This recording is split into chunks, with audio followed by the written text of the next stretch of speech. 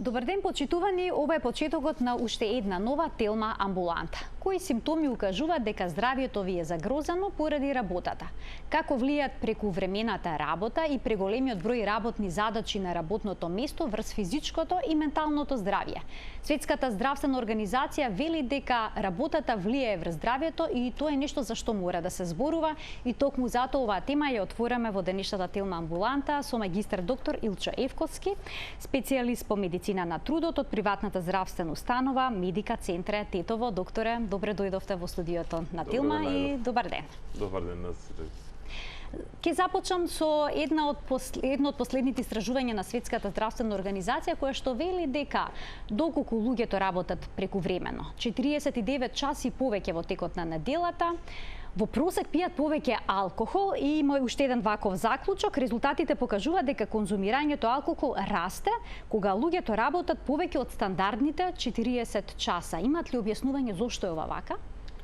Па пред се тука влијанието на алкохолот како депресант, влијанието коно на одминување на стресните ситуации кои што се насобрале во текот на работниот ден, но зборуваме за алкохол после работно место, веднаш да го појасниме тој момент. Знаеме и тука стана популарни овие afterwork забави, каде што луѓето гледаат да се опуштат уште со едно пиво повеќе после работата, со колегите, каде што ќе разменат други теми на разговор, кои што нема да бидат околу работата, како тоа влијае на работното место, доколку човекот зема повеќе од што е потребно алкохол, секако тој ќе биде во алкохолизирана состојба, таков не би требало воопшто да се појави на работа.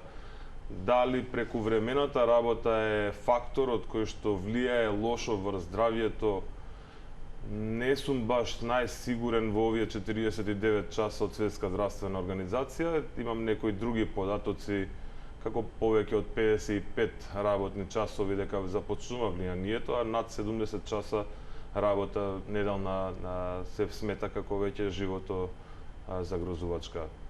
Што е исто интересно тука да се спомне, едно е workaholic и човек кој што работи на работното место со зголемена желба да биде продуктивен, докажан пред сите останати во колективот, и друго е да имате продолжено работно време и долги работни часови на луѓе кои што не се толку ангажирани околу својата работа. Светската здравствена организација на многу пати до сега покажа и грешни насоки, да кажеме, и грешни студии, ги пројави како вистински, кои што сепак би требало да се остават во некое друго ниво, а тука пред се зборуваме за медицина на труд и здравје при работа, и безбедност и здравје при работа, и occupational health. Сите овие гранки се занимаваат поподробно со професиите и со работните места и со штетностите и со опасностите на едно дадено работно место, бидејќи не е исто вие да имате продолжено работно време тука, во ова студио, и да чекате некој следен гостин, па да имате пауза, па пак следен гостин, и не е исто вие да сте во рудник на продолжено работно време без никаква пауза. Сепак, влијанието на самото работно место, на условите на работа, допринесуваат дали таа продолжена работа ќе даде некаков ефект врз здравјето или не.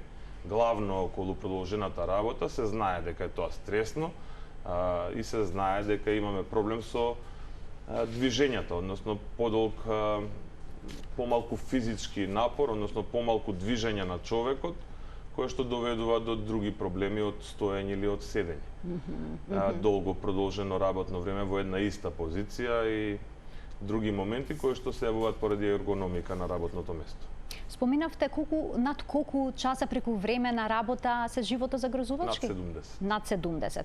Бидејќи има некои истражувања велат прекувремената работа го зголемува ризикот од мозочен и срцев удар. Така. Врз што се темели ова претпоставка? Значи, доколку е претерано долго прекувременото работно време и условите за работа, претпоставам дека треба да влијаат. Како што кажавме, влијае главно стресот околу работата, околу задоволството од работата, завршената работа, кога ќе се заврши. Сите тие фактори влијаат врз човекот на работното место и во исто време ограничената физичка активност. Значи, луѓето стојат или седат во една иста позиција работаат долго време во таа позиција без да се продвижат други мускули низ нашето тело кои се потребни да ја вратат таа крв со мускулите од вените по притисок да се врати во крвта назад и да циркулира. Сето тоа за останување на крвта по крвните садови доведува до проблеми со тромбови, до стварање на тромбови, а исто така тука стои и моментот дека човекот работата ќе ја заврши, но најчесто workaholicот, оној кој што претерува со работа, ја пренесува работата и дома, во вечерни часови, со што се нарушува и другиот дел од животот на човекот, не само работата, него и социјалниот и семејниот живот. Па поради тоа се создаваат и нови проблеми како анксиозност, депресија, неможност за спиење, лош сон, срцеви аритми кои што се создаваат поради пиење премногу кафења, премногу енерджи, пијалоци на работното место да се бустира човекот кога сака да продолжи да работи со исто темпо. Самата акција на срцето доколку не е во ритам, таа знаеме дека создава простор за создавање на тромбови кои што понатаму водат до овие кои што ги споменавте, мозочен удар или срцев удар. Но има истражувања кои што покажуваат дека пократкото работно време носи поголема продуктивност кај вработените, кај работниците. Веќе овој експеримент условно речено во некои западноевропски земји се применува, ве конкретно прочита во еден град во Данска, 4-дневна е работната недела, воведена во јавната администрација. Имате ли некакви повратни информации, какви се резултатите? Да, за сега има одлични резултати од таа студија, од тој град што го споменувате во Данска, иако и во други градови низ Норвешка, Данска се започнати овие студии. Да, навистина се покажа дека со намалување на работниот ден во 5 часови или 6 работни или 4 работни дена, а не 5. Значи петок, сабот и недела би биле слободни. Повеќе слободни, но и велам и другата опција од 6 работни часа во еден ден, од 5, работни часа во еден ден, се покажа дека намалила инциденца на смртност поради срцеви удари, поради мозочни удари со 29%. Тоа е навистина голем процент. Голем процент и кој што навистина би требало да се земе во обзир кога кажуваме што е доволно време и кое е оптимално време на работа и кое е лошо време продолжено за работа кај човекот. Кога на балканските простори се анализира овие модели на намалено работно време, велат помало работно време, помала плата. Бидејќи трудот се плаќа со поминати часови на работното место, така што не е едноставно имплементирањето. Да, ако го земеме западниот свет, кај нив се рачунаат секунди, а не часови. Значи работни секунди. Колку човекот изработил во секунди, кај нас тоа се уште се гледа во часови. И би требало веќе бизнисот и работодавачите, одговорните лица да преминат кон нешто друго, кое што се вели здравје на работното место и продуктивност на работното место. Колку време часовно тој човек би бил продуктивен, доколку вие имате 2 часа поминати во разговори на работното место кои што се непродуктивни и човекот повторно работи само 5 часа продуктивност, тогаш која е логиката да го чуваме и тие 2 часа да ги помине на работното место во разговори кои што се не поврзани со компанијата и со работата. Моето согледување е дека би требало да се намали работното време. На колку часа според вас? Ако го гледаме според мене на 4 часа дневно. Значи јас не би дал ни повеќе од 4 часа во денот човекот да работи. Но тоа сум јас и тоа е моето гледиште. Како тоа би се надоврзало во една утопија светска, значи ова нешто не е нешто кое што е лесно изводливо, ова е некоја утопија во моментов, но сепак дигитализацијата и роботиката во продуктивноста на ова општество треба да завземат многу поголем простор од колку човекот. Ние знаеме дека еден робот може да, или сега поново земјоделците со новите машини, можат да поминат многу повеќе, да создават многу повеќе плод, отколку да имаме таму 100 луѓе на таа површина работна. Роботиката ќе мора да дојде и да го замени човекот во физичката, во умствената работа, дигиталните решенија, IT и AI решенија кои што Artificial Intelligence вештачката интелигенција ќе замени многу простор од работата кај човекот. И тоа и сега се случува. Ви имате компании кои што се исклучиво дигитализирани, каде што е вработено едно или две лица. Имате цели фабрики каде што автомобилите се произведуваат исклучиво од роботи, а завршната рака ја има човек или некој многу малку процент. Најголемите компании како AliExpress или Alibaba во светот работаат со исклучиво магазини кои што се роботски поврзани. Внатре не постои магазински работник. Така да условите на трудот и на пазарот и на работникот се менуваат и ние би требало да ги следиме доколку сакаме да останеме во чекор со времето, нормално. Ако сакаме се уште да стоиме со рала и волови на нивите и да очекуваме дека од тоа ќе имаме не знам каква продукција, дека ќе можеме да сме конкурентни на европските сега поново пазари или во светот, мислам дека е илузија без да фатиме чекор со времето. Се помалку работници имаме на село, се помалку работници имаме во држава и ние мораме да бараме алтернатива како ќе надоместиме таа работна сила.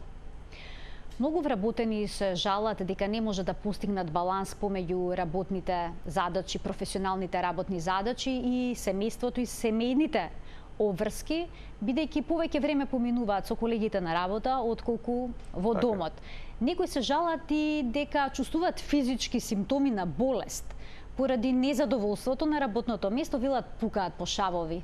Тоа ли е тоа што се вели синдром на прегорување, бурнаут синдром? Дефинитивно е дел од синдромот. Овие прегорувања се најчесто само повикани од самиот човек, секако и знае да биде наложено и од работодавач, но секоја преголема обврска прифатена врз себе си е како да кревате тегови во теретана и некој ви ставил дополнително тежина од тоа што вие можете да подигнете. Тој тек на крај ќе се сруши врз вас или врз околината, некој ќе настрада. Не би требало луѓето да го разбираат моментот дека работата е животот, туку работата треба да им дозволи живот поубав на луѓето. Секако дека работната околина и колегите на работното место, да, навистина, ние денес сме повеќе можеби на работно место, со тие 8 часа работно време, 8 часа збориме за спиење, но ретко кој спие дома и кој што ужива во 8 часа релаксација со домашните, тоа е најчесто поврзано со други обавези кроз нашиот ден, низ нашиот ден. Мора да се бара еден баланс помеѓу работата и животот, социјалниот живот, комуникацијата со луѓето, како ние би опстанале во општеството. Иначе ќе се претвориме ние луѓето во роботи, што не е целта на животот.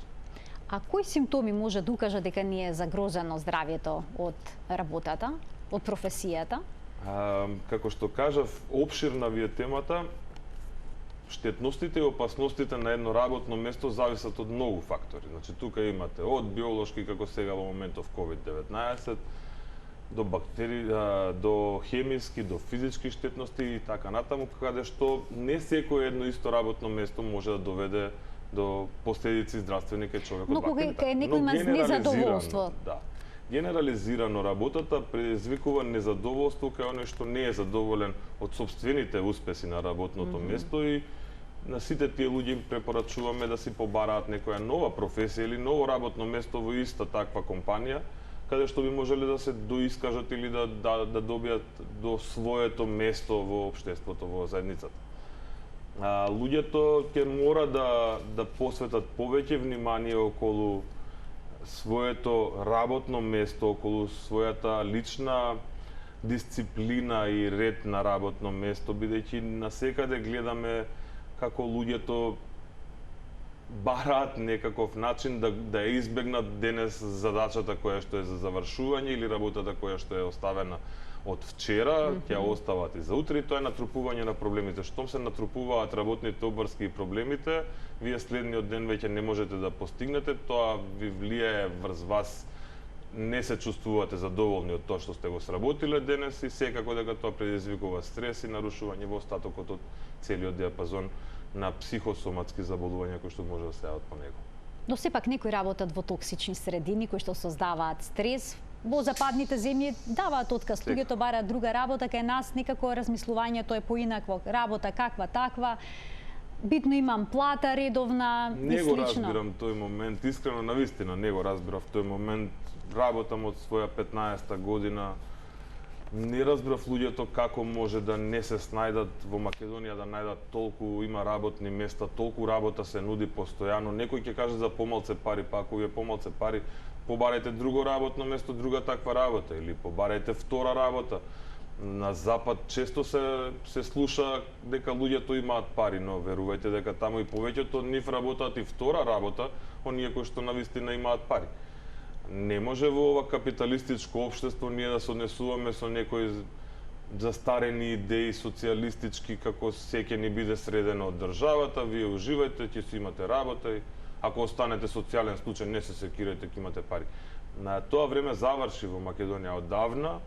Сметам дека од 91 е завршено тоа време и требаше уште од тогаш да стане јасно на народот, иако политичарите даваат друга слика розова колку ни е убаво во Македонија, но сепак народот треба да е свесен во кои услови, во кој век живееме и како треба да се снаоѓа да го балансира тоа нешто околу работата, парите и животот. Треба ли да си ги користиме секогаш сите денови од одморот? Секако. Секако треба да се користат сите денови за одмор, бидејќи тие денови ви се дадени да се релаксирате, да се регенерирате, да се обновите во вашите одморите од вашите мисли. Луѓето не го разбираат сериозно овој дел, дури на некои моменти не ги сваќаат ни викендите сериозно, дека тие се за одмор после 5 работни напорни денови во таа недела, дека саботата и неделата навистина се за одмор. Тоа е запишано и во Библијата со неделата, дека е ден за одмор и навистина тој треба да биде ден за одмор. Зошто? Зошто човекот има потреба од доволно сон, има потреба од релаксација на мускулатурата, на мозокот, на мислите, за како би можел да биде повторно во понеделник или после доаѓањето од одмор продуктивен во најдобра смисла од работникот. Значи продуктивноста всушност ја зголемува. Секако. Летниот не само летниот, воопшто одморот кој што треба редовно да се искористи. Постои оној секогаш момент кога се враќаме од одморите и првиот работен ден ни е тежок и не можеме се снајдеме. И понеделниците некому се тешки. Да, и понеделниците ни се исто после викендот тешки, да, но сепак тоа е само момент. За брзо човекот се враќа во својата работна атмосфера и започнува со работа. Докторе, како влијаат ноќните смени на работа врз здравјето на луѓето? Ноќните смени влијаат лошо по здравјето на човекот и тоа е докажано многу одамна. Во поново време успеа конечно да се изборат нашите колеги од светот за да се прогласи трета смена, ноќна смена како канцероген фактор во животот. Тоа е признаено, кај нас колку се работи се уште не можам да кажам, но во светот се знае дека со нарушување на циклусот на спиење, со тој циркадиален наш систем, се нарушуваат процесите ензимски внатре кои што се случуваат само во тие периоди на телото, во нашето тело. Дефинитивно е лошо по човекот, бидејќи тогаш се прибегнува и кон некоја брза исхрана, лоша храна, лоша физичка активност, продолжено спиење во текот на денот, со што се намалува и другата физичка активност, потаму и диабетот и хипертензија и срцевите и мозочните проблеми настануваат, а секако и канцерогеноста не смее да се заборави повторно да ја напоменеме околу третата работна смена. А што е по-проблематично? Постојано да се работи ноќна смена или пак оние промени ноќна смена, па потоа прва смена, па втора смена, циклични промени во распоредот на работата и сонот? Повторно говориме за нашево подрачје тука и кај нас дефинитивно тие промени во нарушувања, ако сме во дневна смена, па следниот ден сме ноќна смена и потоа сме 2 дена слободни, во такви услови се за нас поприфатливи. Можеби во другите земји, каде што некаде на посеверно, можеби кај нив е изразено повеќе прифатливост кон она цело време да издера ноќна смена, но тоа е друг социјален дел кај што човекот не му влијаат толку тие циркадијални промени на остатокот од денот. Сепак, кај нас би требало да се знае колку би требало да има човекот одмор после тие ноќни смени, да се дозволи телото да одмори, да се наспие. Грешката е кај нас што животот е така изместен да после работа човекот станува или не легнува воопшто, или легнал само половина час, па ајде ќе доспијам поручек. Сето тоа е нарушување на сонот, нарушување на ритамот, на биоритамот, со што добивате повеќе анксиозност, добивате нови моменти на депресија и сите останати проблеми кои што следат по нив. Како доктор на медицина на труд, што им советувате на вработените кои што долго време на работното место минуваат во седната позиција? Што да направат за да ги намалат ризиците од седичкиот начин на живот или пак оние кои што се постојано на нога? Кога бев во Холандија, има многу фина програма околу луѓето кои што работат на компјутери во една компанија. Кај нив на секои 25 минути, доколку работите на компјутер, ви се појавува црна слика и ви дава насоки дека треба да престанете со работа во следните минути, кои што се одбројуваат на екранот, а вие во тоа време ви советува екранот какви вежби да направите во седечка и во стоечка позиција. Дури имате моменти каде што препорачуваат пешачење 15 метри со клекнување, станување, повторно враќање и сите различни комбинации кои што тогаш ги смислил менаџментот и HR системот во таа компанија, но дефинитивно луѓето треба да знаат дека долгата седечка работа е проблем. Дефинитивно треба да знаат дека освен што го оптоваруваат срцевиот систем, крвносадовиот систем, го оптоваруваат мускулниот систем, тие сепак доведуваат и до метаболни промени во организмот, потаму и шеќери, дебелина и сите проблеми кои што настануваат по нив. Луѓето би требало да се продвижат доколку седат, исто и оние кои што стојат би требало исто да се продвижат, а не да мислат дека стоењето е нешто многу пополезно отколку седењето. Значи не е, да заклучиме. И едното и другото ви дава ортостатички промени по крвните садови, кои што влијаат со отоци на нозете најчесто изразени, тоа најчесто се приметува од работниците, но секако кажуваат и на други проблеми поврзани со скелетниот систем и со срцето. Луѓето ќе треба да ги сообразат работните обврски и своето тело. Секој пат тоа го кажувам на крајот од прегледот, дека колку и да е вашата работа захтевна, вие треба да кажете до каде можете и колку можете да изработите и секако никако таа работа да не влијае лошо по вашето здравје. Ке пуштиме тука еден блок реклами, а веднаш потоа продолжуваме со денешниот разговор. Почитувани, во вториот дел од емисијата ќе добиете можност и вие да се вклучите со вашите прашања. Останете на Делна.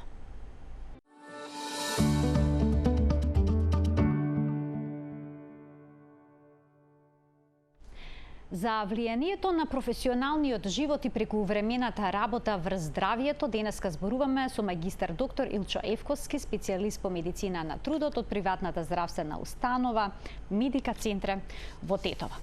Доктор, што може да направат и работодавачите за работниците да бидат позадоволни и попродуктивни, доколку и кај нив се чувствува намален интерес за работата, кај некој се забележал еви бернаут синдром? Што може да направат ако го приметат тоа нешто дека се случува на работните позиции кои ги имаат распоредено работниците по работните позиции? Би требало веднаш да се советуваат со лекарот кој што имаат потпишано договор за грижа околу работниците, односно медицина на труд. Здравствената установа по медицина на труд понатаму би требало да ги преземе своите обврски и да спроведе консултација со работниците, да спроведе едукација, скрининг на работните места, што се има променето во работата, да посочи тренинг, ментори, да посочи луѓе кои што можат да организираат психолошки советувања и психолошки работници, да побара рекреација за луѓето на работното место, самиот работодавач да побара одговори од работниците. Работниците секогаш се во право и треба да ги прашаме за кои работи им се случуваат на работното место и што им се доаѓаат овие проблеми. Секако они ќе ви ги дадат насоките, вие по нив ќе постапите најдобро што можете. Во некои компании се радувам што гледам и низ Македонија дека веќе во нивните простори, во работните организации возможиле простор за релаксација, за забава на самите вработени, кои што имаат организирано, не знам, градинка во нивниот простор, како нивното дете би било згрижено. Сите работи се склоп еден околу тоа што може да преземе работодавачот, но во секој случај би требало да се консултира со лицето кое што е ангажирано од негова страна како безбедност и здравје при работа и секако со лекарот кој што е од медицина на труд. Значи треба да се напушти оној став дека без секој се може, дека работникот е заменлив. Па не знам зашто би го менувале добар работник. Не разбирам зашто би менувале некој кој што работи со години во вашата, со месеци, со години во вашата институција, во организација, каде што он веќе е запознат со работните обврски, со работните задачи, со работните штетности, опасности на работното место. Не знам зашто би ризикувале да изгубите работник кој што е подготвен за работа, а би зеле нов работник кој што би го учеле одново и одново кон сите овие работи. Сметам дека работодавачите треба да се малце пофлексибилни, малце повеќе насочени кон работникот, отколку кон машините, бидејќи вие имате денеска можеби ќе повикате веднаш сервис доколку некој компјутер или машина нешто се расипе на вашето работно место, сервисерот веднаш се бара да дојде на работа. Доколку човек се пожали дека не му е добро од работното место или нешто му се случува, сите викаат написе таблета, земи си вода, шеќерче, почекај, ќе ти помине. Значи го нема тој момент да се фати веднаш со сузбивање на овие проблеми на работното место во врска со работничкото здравје. Сметам дека треба многу повеќе да има комуникација помеѓу организациите, работните организации и медицина на труд, лекарите, кои што не гледам дека многу е активно низ Македонија. Би требало повеќе да разговараме, тоа е сепак за крајно добро на нивните компании, за нивно подобрување крајно и на профитот во самата компанија. Сметам дека малку ни фали тој однос на доверба, која што секако е нарушена во општеството, но можат докторите многу повеќе да помогнат отколку ова што е сега. Доктор Евковски, да ги поканиме гледачите да се вклучат во денешната емисија на телефонскиот број 02-3076-677. Од овој момент, почитувани, слободно можете да се вклучите во емисија со ваши коментари и прашања на темата на која што говориме. Ајде да проговориме за систематските прегледи кои што се наменети за вработените во компаниите, предпријатијата, односно во професионалните превентивните прегледи на вработени. Колку често според вас тие би требало да се прават и можат ли на тие прегледи да се детектираат некакви нарушувања на здравјето кои што се последица на професијата? Секако дека може, секако дека секое работно место има дадено кои се опасностите и штетностите претходно во проценката за ризик, според кои што ние го вршиме прегледот. Дали се сите проценки на ризик во Македонија направени како што треба и дали е соодветен ризикот на работните места, не сум баш најсигурен и би требало да се ревидираат сигурно поголемиот дел од сите проценки, но сепак лекарот ја познава својата работа и доколку процени дека тоа лице има повисок ризик, тој лекар може да сугерира да се направат и дополнителни испитувања кои што повторно ќе ги покрие работодавачот со прегледот. Колку се ефективни овие прегледи на 2 години, за сега сметам дека има некаква улога сепак во превенцијата на болестите, но доколку се дозволат да се прошират овие пакети во нешто повеќе од колку основен пакет за испитување на човекот со ЕКГ, аудиометрија, спирометрија, основни крвни лабораториски анализи и преглед од лекар специјалист, се сметам дека доколку тоа се прошири на некои дополнителни испитувања како во лабораторија, така и во техники. Сметам дека може многу повеќе да се направи околу превенцијата на здравјето на работникот. Имаме гледач на линија. Јас само ќе го замолам што пократко и поконцизно го постави прашањето во интерес на времето, бидејќи имам уште некои 6 минути до крајот на денешната емисија. Повелете. Поздрав до вас и до почитуваниот доктор. Ви благодарам. Сакав нешто да прашам, јас сум пензионерка, меѓутоа имам цел живот краток сон. Сонот е краток од 3 до 4 сата во ноќта и сум била прилично физички активна, во смисол на планинарење, пешачење и такви работи. Сега имам голем проблем, ми дадоа хелекс да пијам, не ми помагаше. Сакам да го прашам докторот. Зедов пред месец дена мелатонин по препорака на матичната докторка. Имам јас тој сон без прекини да биде сега, тоа е олеснително. Така, но дилемата ви е дали мелатонинот би завршил работа кај вас?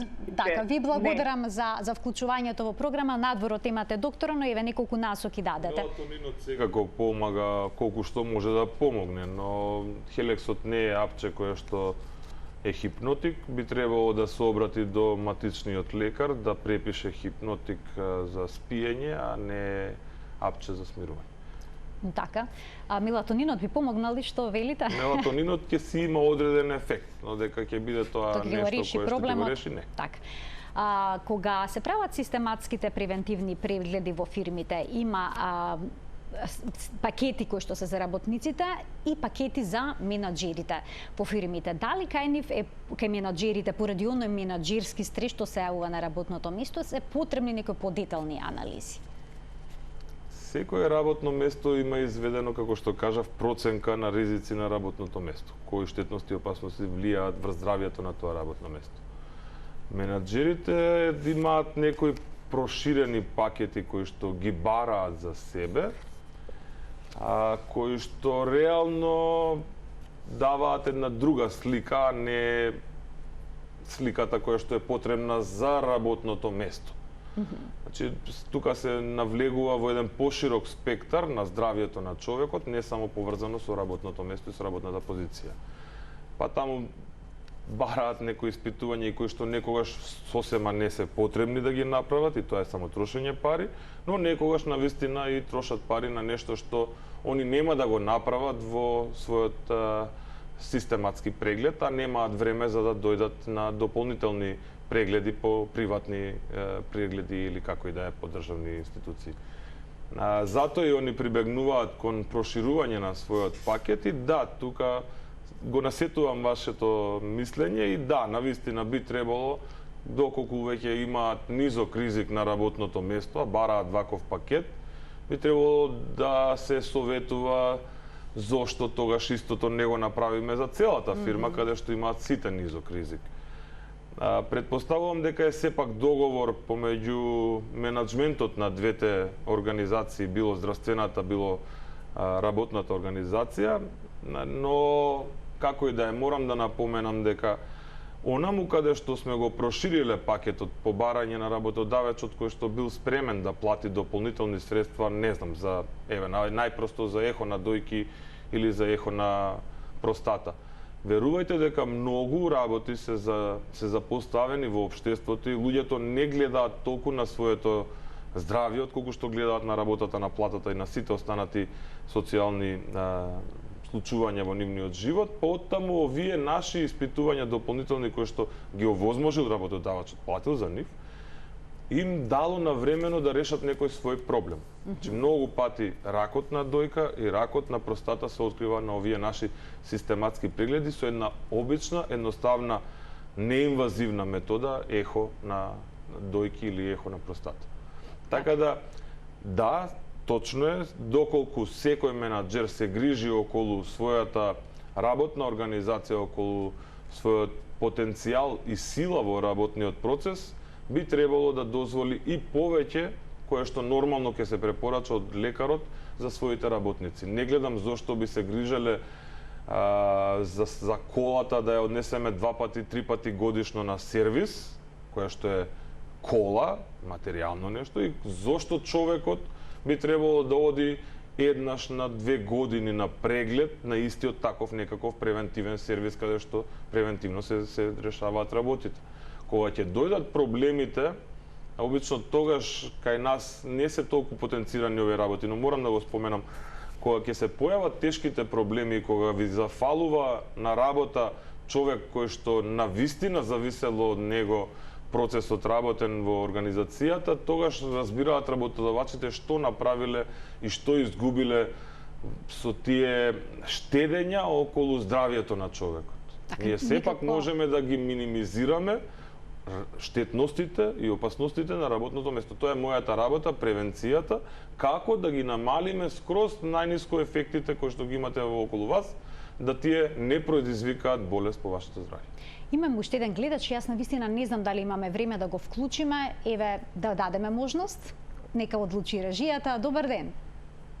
Нема простор повеќе за гледач.